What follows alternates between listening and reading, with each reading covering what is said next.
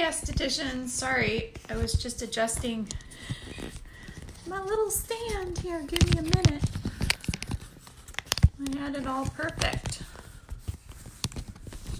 Okay, so making the most of masks today. Nobody has joined yet, so I'm just gonna wait, get all that done. Oh, you know, you have everything perfect for these videos, and then there's always something going on. So, how do we make the most of masks in our practice? So, this comes up a lot, I think, with different lines too. They have different protocols for masks, and knowing how to make the most of actives in each mask is the key to succeeding with masks, okay? So first you want to think broad, and you want to think what goes best with certain skin types. So if you have acne, is it dry acne? Is it oily acne? Is it reactive acne?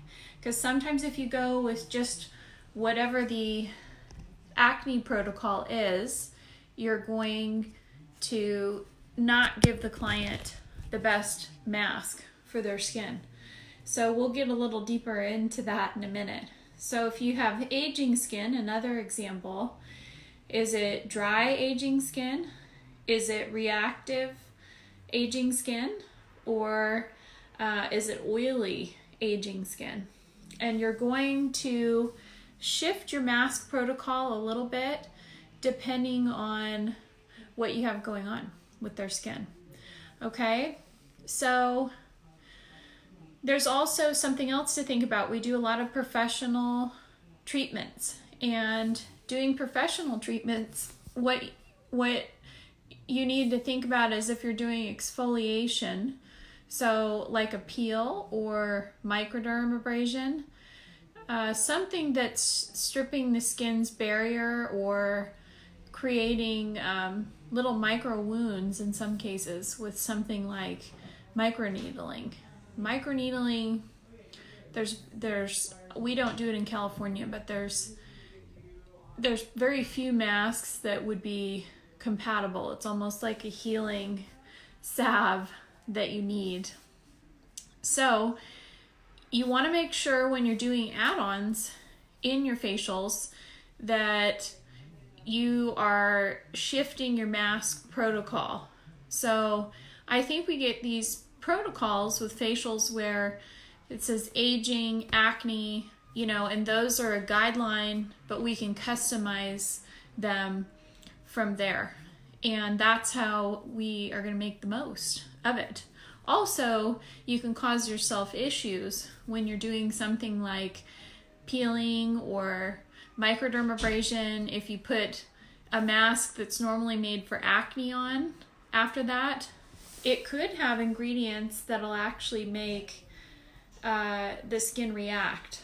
So not react in the traditional sense, but because you just peeled, you want to make sure you're picking the right mask for that situation.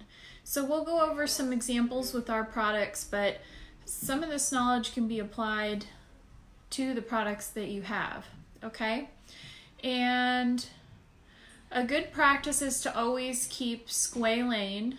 So my squalane doesn't look very pretty, but it's well loved. So squalane, you just put a couple of drops, I mean a little bit, so that the skin absorbs it. And for dry skins or right after a peel, that helps restore the barrier. So even teenagers, if you've had those with acne, their skin is so dry a lot of times that it's out of balance and the barrier isn't doing what it's supposed to. So products that would normally be okay for that teen with acne or someone with really dry skin can have this happen. But I see it a lot with acne. So if they don't get their pH balance, their barrier under control, then when you start masking and putting actives on, you can have a reactive situation where the skin is kind of saying too much, you know, to start with. So make sure on dry skin, imbalanced skin, if you just did a peel, if you did microderm or other more invasive treatments, you know, microneedling's one of them, you want to put a healing base on. So after a peel, I will do 5% peptide serum and then put my squalane and then put the mask. But I don't take the squalane off, and I don't think about it like, oh, the squalane is blocking my mask. Because normally when you put an oil barrier underneath actives, it's blocking the actives is what we're taught and what, you know, you would kind of think, right? But when the barrier has been, you know, sort of compromised in some way, whether it's by dry skin or by a peel or microderm or something that's altered it, you need that coating. It's almost like what the skin has there naturally. So that's a big thing I see that's, you know, will get people who make mistakes where they're doing a peel or they're doing, and they don't know because they're just following along their protocols and they're not adjusting things. Okay, so let's see. Dry skins need a few drops of oil before you mask, okay? And they will still be able to receive the active ingredients fully. We're not talking about massage oil like you're about to massage their whole arm or something. We are talking about a few drops of oil like I just showed you. If you didn't see it, go back and take a look. Just enough to restore the skin before you mask and put all those actives on. The only exception is after a peel or microderm, you can put hyaluronic on, pure hyaluronic, right afterwards, then the oil, or you can put a peptide serum. It depends on how deep you go and how well you know their skin. So don't be afraid to customize to get better results with your masking. Okay, so let's talk about masks. Let me get the 3 masks that we will have on sale, 20% off. And we'll just talk about, we have more masks than this, but we will talk about, you know what, I'm gonna grab the peptide mask too.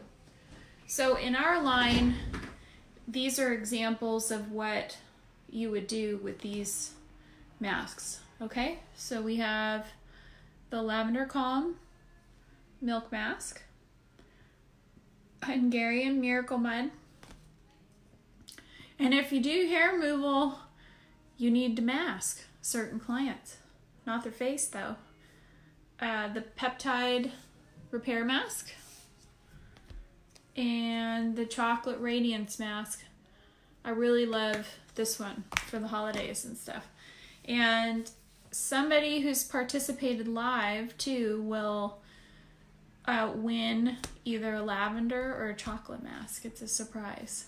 So if you were live watching it, I'll be able to see that, and we should be picking winners probably tonight or tomorrow, definitely before Thanksgiving. Alrighty, so let's talk about how you layer your masks before we get into the masks themselves. So you can use a mask by itself. Hi, Meg. So you can use a mask by itself. You don't have to layer, but when you're getting into advanced treatments where you're trying to get the most results with aging, you know, or acne, something like that, you want to power pack your treatments with actives, okay? So maybe you don't know this, but you should know serums, of all the products we have in our Rolodex, serums are the most power-packed with actives, okay? So I keep the 5% peptide on my back bar. This is an example from our line. So that's the maximum peptide and resveratrol we could put in there without irritating people's skin. Certain peptides themselves might be different, but those peptides, we couldn't get any more in there without a chance of irritation. So, excuse me, it's a red lipstick, little in my teeth. So, the Rose Tea and Siester Serum also has a good amount of active. There's a lot of vitamin C ester in here, okay? So that's on my back bar. I normally have the 18% vitamin C, but I think I'm out of it. So these would go under your masks in certain situations.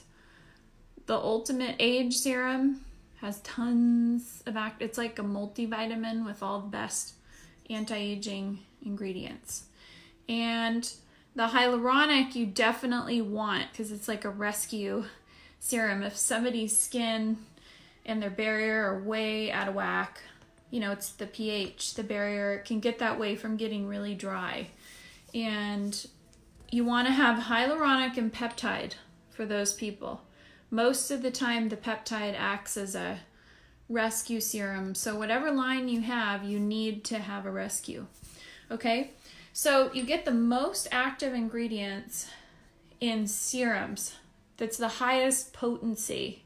So you want to put serums underneath your masks to increase the activity of the masks you're using. So when I do anti-aging facials, I will often put one of these. These two are not very compatible with microderm and peels. And if you're anti-aging with me, you're doing peels pretty much every time you come in. Or you're doing the nano pen.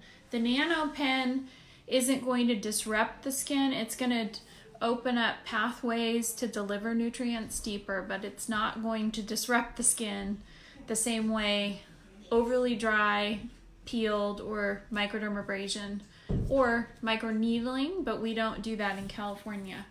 So make sure you don't put a super active mask or serum on someone after certain treatments. I can't say that enough. We see a lot of boo-boos with that in businesses. So we'll do the giveaway masks first. Okay, so the Chocolate Radiance mask is awesome because anyone can use it. I even have an esthetician on my team. Our products are pretty universal with a lot of different clients, including reactive skin. But something like the chocolate mask, and you need to know what these masks are in your back bar, whether it's my masks from our line or it's your line. You need to have a mask to do certain things. You need a minimum amount, okay? And the chocolate is going to hydrate. It's great for reactive skin, although there's enough vitamin C in the cacao powder that if you peeled someone deep enough, or you were on the, you know, the highest grit on microderm. So I think people also have the little, they do it by hand, you know, so anytime you're doing more of a manual, deeper exfoliation or a chemical exfoliation that's a professional percentage of peel, you want to make sure you don't overstimulate them, okay? So a good thing after a really deep treatment would be peptide, hyaluronic, 2 drops of squalane, and then this is like ice, the lavender calm. So we'll go back to the chocolate to fully explain. So the cacao has caffeine in it. It smells like a chocolate bar. I mean, everybody wants to eat it. So all the holidays, it's excellent, or just for chocolate lovers. Now I'm afraid. Who does that in the middle of their day? Excuse me for you seeing that, but I don't want lipstick for the entire video. Distracting. So the Chocolate Radiance mask has coconut milk, which is not a breakout causer for acne, okay? And then cacao. There's a mix of some herbs also, but this is mostly, there's yucca root and acacia, but this is mostly calming, hydrating, and it smells delicious, so you can use it in a lot of treatments. So you need masks like this in your collection, although not compatible with really, really deep peeling and microderm, because there's a strong amount of vitamin C in the cacao powder. So it's good for brightening too. And vitamin C in the right potencies can really brighten and fix up old sun damage. So, oops, I promised you the lavender mask.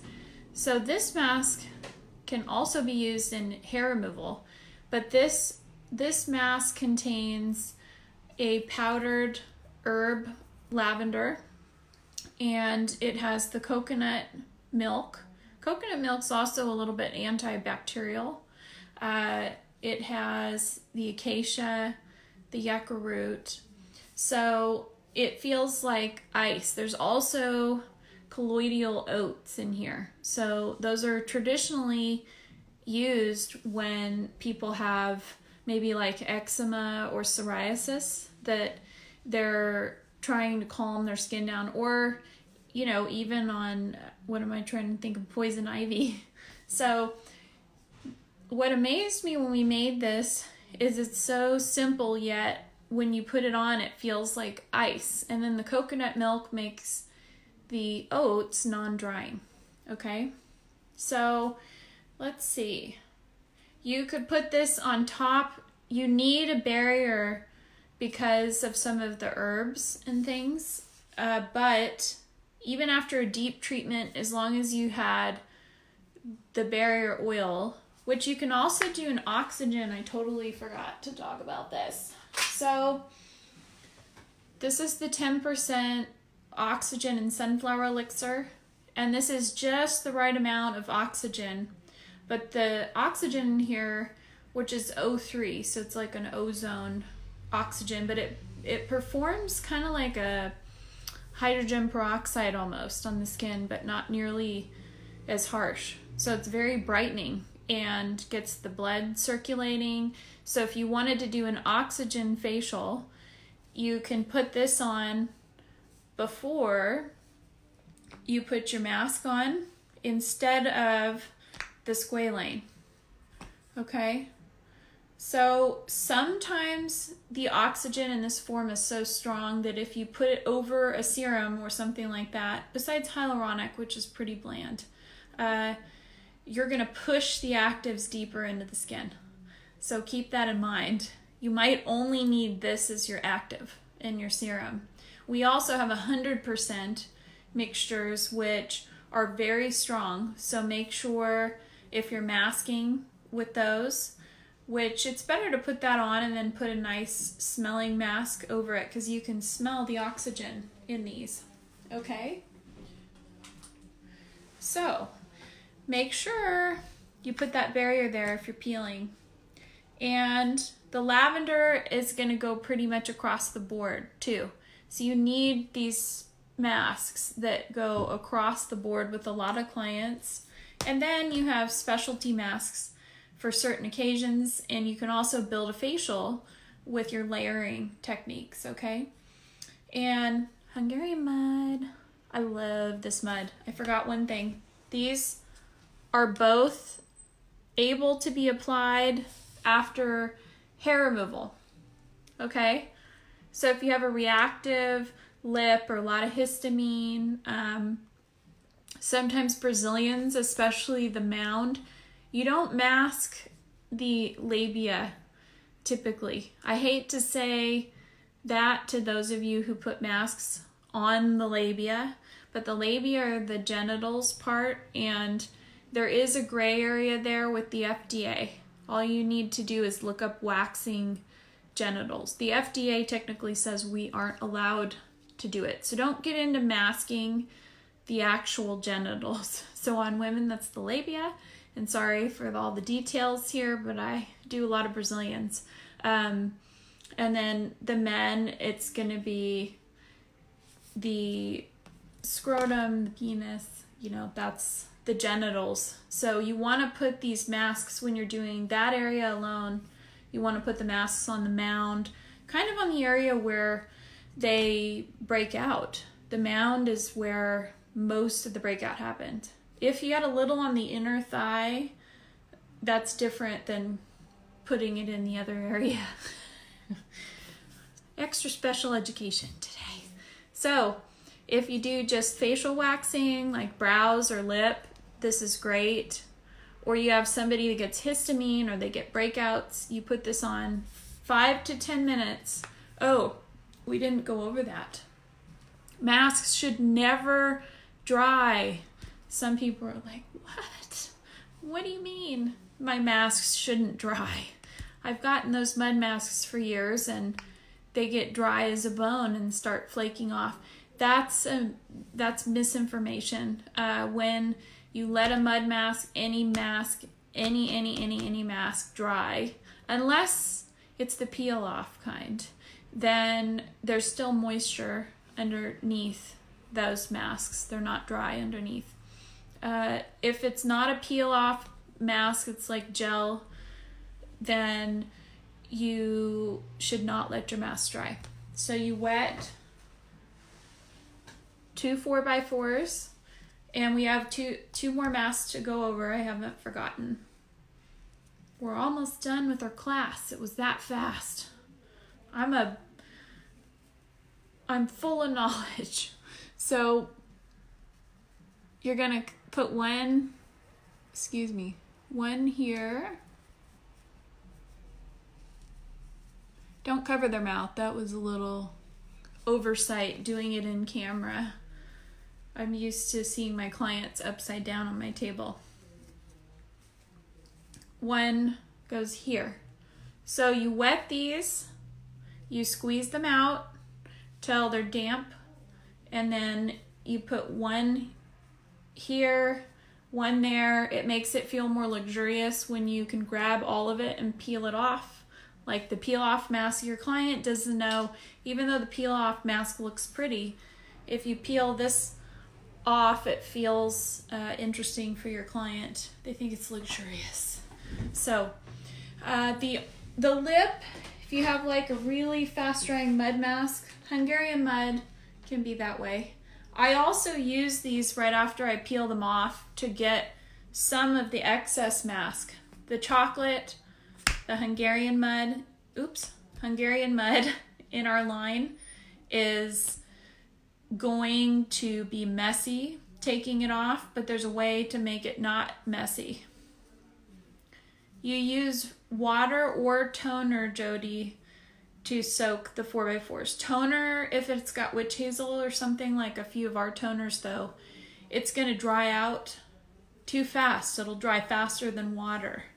So I have experimented many ways, and I think the most beneficial is like a filtered water. Regular tap water has a lot of stuff in it. You don't want fluoride, medications. There's all kinds of things in tap water. It's not that you can't do it, okay? You can if that's all you got. But use distilled water, filtered water. Buy your own little filter. It's really cheap. Okay? So 1, 2, and then the little piece goes here. Okay, so peptide mask I love, but we started with the Hungarian, so we will finish. This mud comes from Hungary. There's a special spa there who they treat sprains, breaks, injuries of all sorts, and they take big buckets of it and they pack those areas to heal them. There's a lot of silica in here. There's sulfur and trace minerals. So it gets really deep into the skin, okay?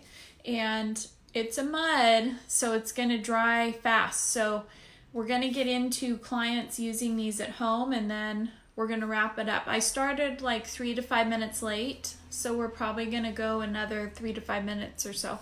I got to hurry. So Hungarian mud is amazing, and it has a long medical history. It's good for acne. It's even good for dry skin, but you have to put oxygen, you know, or squalane under it if they're dry at all, even if they have acne. Make sure the oils you have are not comedogenic. So that's like another class.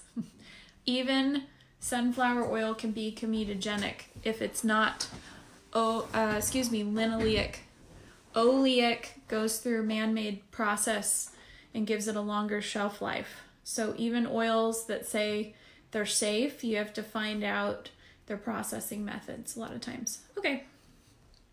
So peptides, full strength peptide in this mask, it can be pretty calming because there's arnica in here, and there's olive, sunflower, and it's got some really healing benefits, okay? But I've noticed after a very deep peel or microderm, this one can get a little active, so you better have a good barrier on. You know, if you just put it on without the barrier and you've gone pretty deep, their skin might get pretty active. It's probably the peptides. Believe it or not, peptides in really, really high percentages are very irritating. You wouldn't think so. Some of these formulas I see, they're packing the peptides in. Not only does that bring the price up, but it causes a really high incidence of reactions in certain cases. There's different types of peptides though. There's several different types. Okay, so clients, what they need to do is, remember this is in your treatment room too, but this is kind of the last thing that we need to touch on, okay? Clients need to know 2 or 3 key benefits of the ingredients and what they're doing for them during their facial and for home use. Don't make it complicated. Clients won't remember the entire scientific description that some of us like to give, and you'll lose them. You'll see them at first like, and then all of a sudden you're explaining all the science behind something, and you'll see them go. Right? So at home and in your treatment room, masks, if they're on more than 5 to 7 minutes without being covered, that's the key. You could leave a mask on in facial 20 minutes if you cover it. And I mean every single line. Do not let your masks dry out unless it's a peel-off mask that's keeping the skin hydrated. So none of our masks, except the peptide, because it's a cream-based mask, this stays, basically can sit on the skin longer if you put enough of it on without covering it, but then some people are dehydrated versus dry and their skin starts eating the mask, okay? So I think we covered it all. I wrote this all out for you to give you a very special mask class. I don't think I've done any mask class like this. And your clients at home, one last thing, they want to be masking 1 to 3 times a week at home.